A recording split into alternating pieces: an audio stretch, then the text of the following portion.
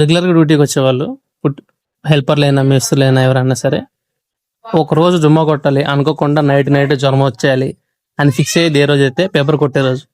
రేపు పేపర్ కొడతామంటే ఈరోజు సాయంత్రం 6 గంటలకి 7 గంటలకి మెసేజ్ వస్తుంది, అన్న బాగా హెడ్ఏక్ ఉందన్నా, తలనొప్పిగా ఉందన్నా, రాలేమన్నా అని చెప్పి. ఎందుకంటే ఇది ఒక్కసారి స్టార్ట్ చేస్తే ఒక 2-3 డేస్ ఉండే పని. ఈ 2-3 డేస్లో మన ఫింగర్ ప్రింట్స్, మన లంగ్స్ అన్ని కొట్టేస్తాయి అనమాట. మేము పని నేర్చుకునే కొత్తల్లో చేతులతో కొట్టేవాళ్ళం. అప్పుడు మిషన్స్ ఏం లేవు. థ్యాంక్స్ టు టెక్నాలజీ ఇప్పుడన్నీ మిషన్స్ వచ్చాయి. ఈ మిషన్స్ కూడా ఒక సక్కర్ ఉంటుంది, ఒక వ్యాక్యూమ్ ఉంటుంది, ఒక పౌచ్ ఉంటుంది.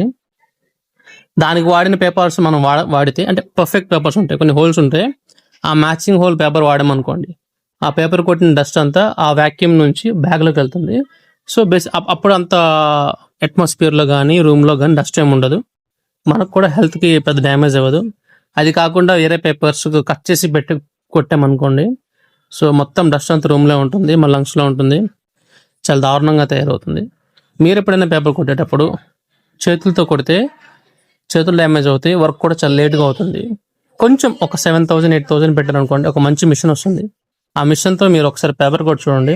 అది కూడా 150-180 పేపర్స్ కాకుండా 220 పేపర్తో కొట్టి చూడండి, అదిరిపోతుంది ఫినిషింగ్ అనేది.